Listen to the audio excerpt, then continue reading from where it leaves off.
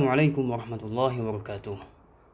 Alhamdulillah rabbil alamin wassalatu wassalamu ala nabiyyina Muhammadin wa ala alihi wa ashabihi wa man tabi'ahum bi ihsanin ila yaumiddin, amma ba'd. Insyaallah kita masuk ke syarah yang ketiga pada bab yang kedua, yaitu pada bab fadlu ta'allumil Quran. Ya, keutamaan ta'allum. Ta'allum itu artinya adalah mempelajari Al-Quran. Ya, nanti di pembahasan ini, di hadis ini ada yang namanya ta'allum, ya, ta'allum, ada yang namanya ta'lim. Ya, kalau ta'allum itu mempelajari, kalau ta'lim mengajarkan. Ya, adapun di bab ini menggunakan lafaz ta'allum, itu mempelajari Al-Quran. Ya, adapun Al-Quran sendiri yaitu adalah apa? Kalamullah, perkataan Allah Subhanahu wa taala. Bukan ibarahnya, bukan rasa hatinya, ya sebagaimana yang diklaim oleh beberapa firqah yang tidak benar. Kemudian munazzalun min indillah, diturunkan dari Allah Subhanahu wa taala melewati malaikah Jibril alaihissalam kepada Nabi Muhammad sallallahu alaihi wasallam. Ghairu makhluk, Al-Qur'an bukanlah makhluk.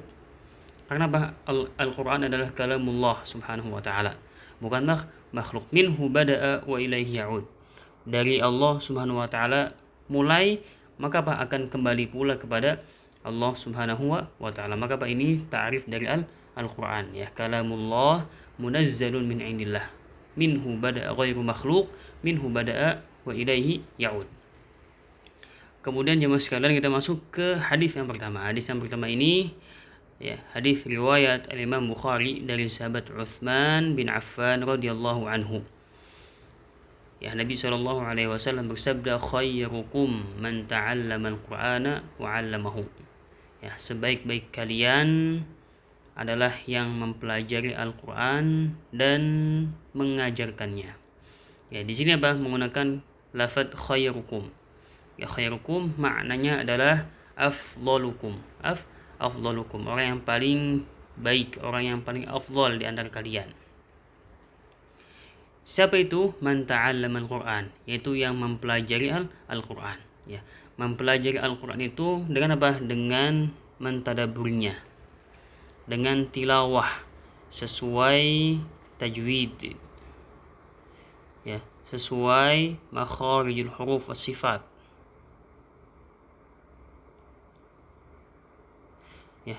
Sesuai dengan waqaf alif tidak. Ini apa? Dengan tilawah. Ini apa? Baru disebut dengan tilawah yang baik. Kemudian apa? Bisa juga dengan menghafalnya. Memang menghafalnya. Kemudian juga mengamalkannya. Wa 'allamahu, dan apa? Dan setelah dia belajar Al-Qur'an, maka apa? Dia menularkannya, mengajarkannya kepada orang lain. Ya, jadi orang yang mempelajari Al-Quran, maka dia jangan terputus di dia saja ilmunya, tapi diajarkan. Nah, baru setelah itu dia akan menjadi orang yang paling baik, orang yang paling afdal.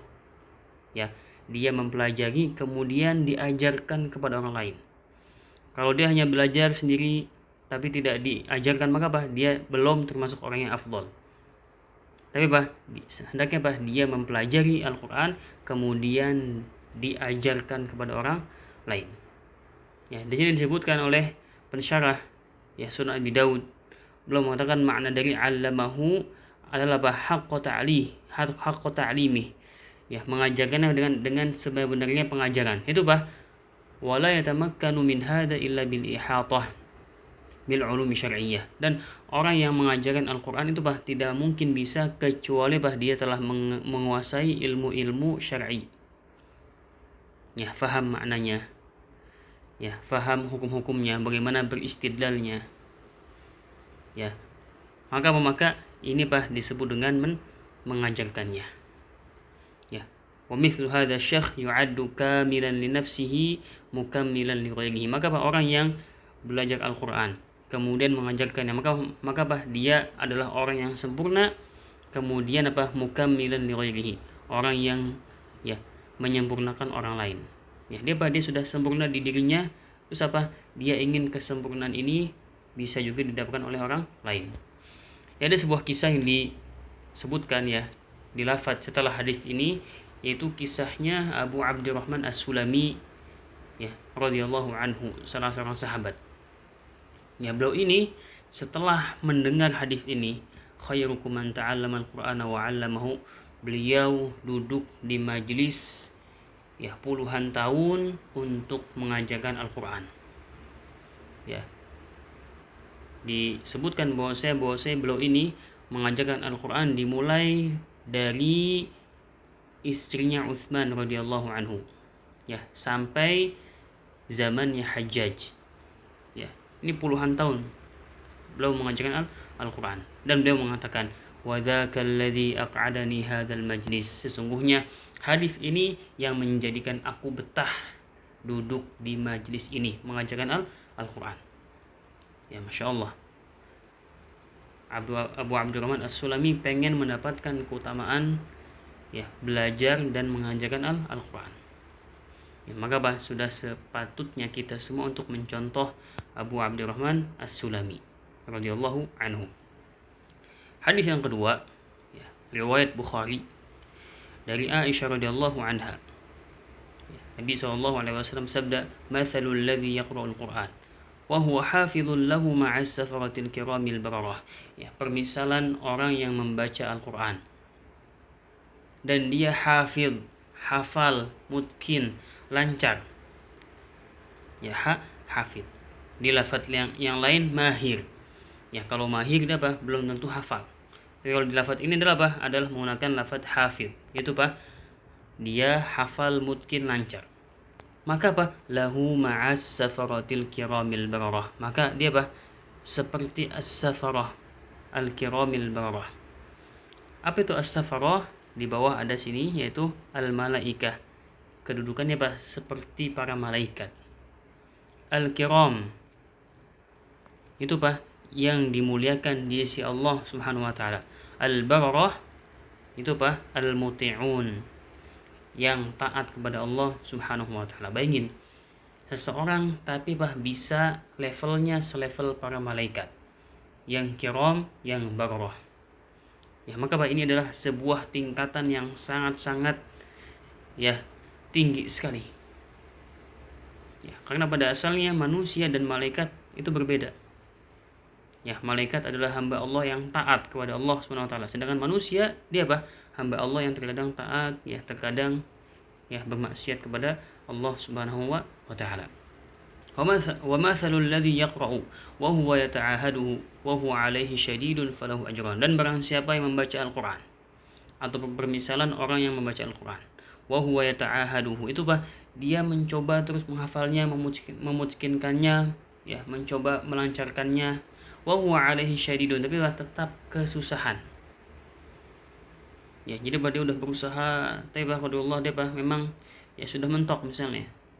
Akhirnya dia kesusahan. Maka jangan bersedih orang yang seperti ini. Yang dalam lafaz lain ya tata'ata, itu ketika membaca tidak lancar.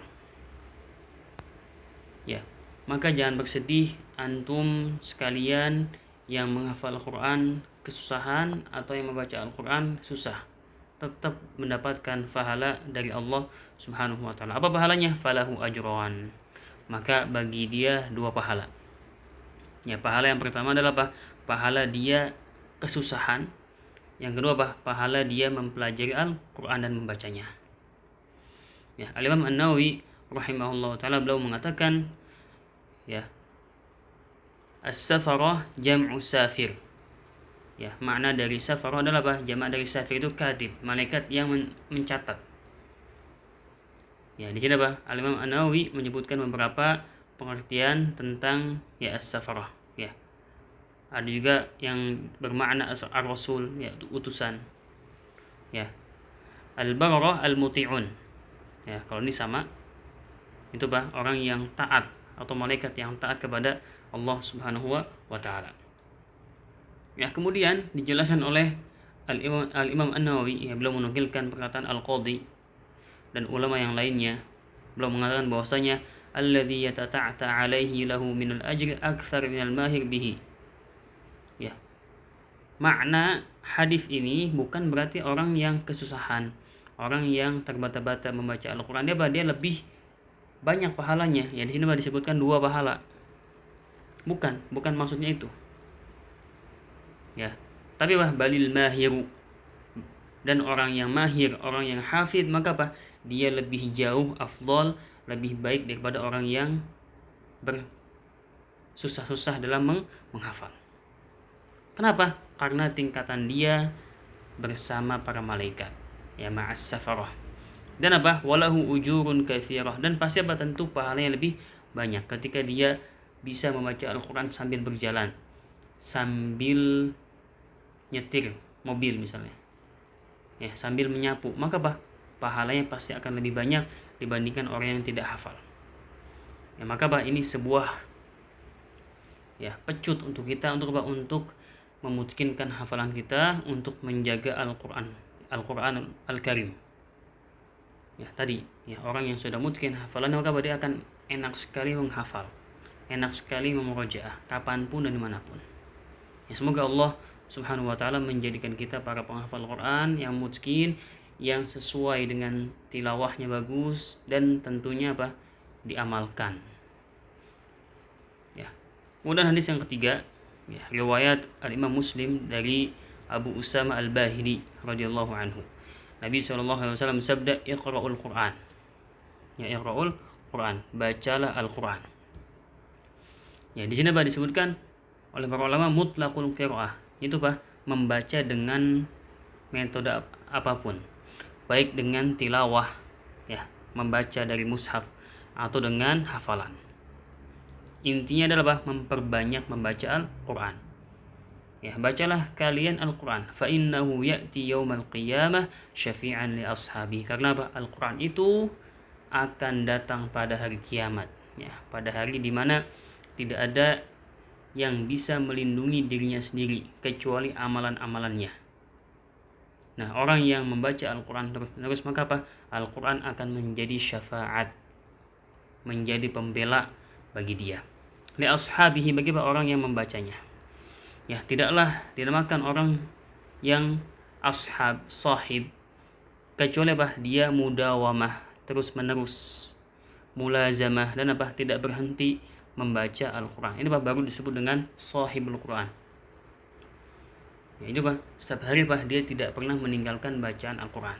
Dia tidak pernah meninggalkan mengajarkan Al-Qur'an. Ini adalah ashabul Qur'an.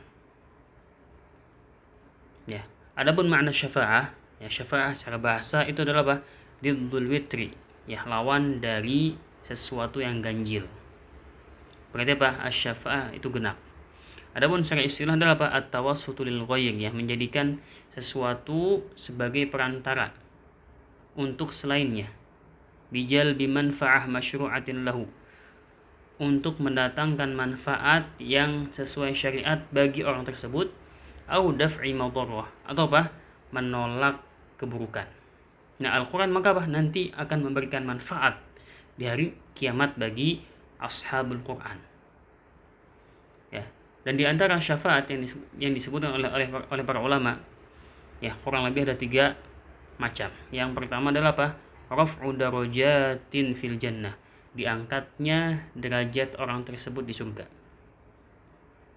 Atau yang kedua adalah syafaat bagi orang yang dia berhak masuk neraka dari kalangan orang muwahhidin ahli tauhid, tapi dengan syafaat tersebut dia tidak jadi masuk neraka, alla yadkhulaha. Ini yang kedua. Adapun yang ketiga itu syafaat bagi orang yang sudah masuk neraka, ya dari kalangan orang muwahhidin tentunya.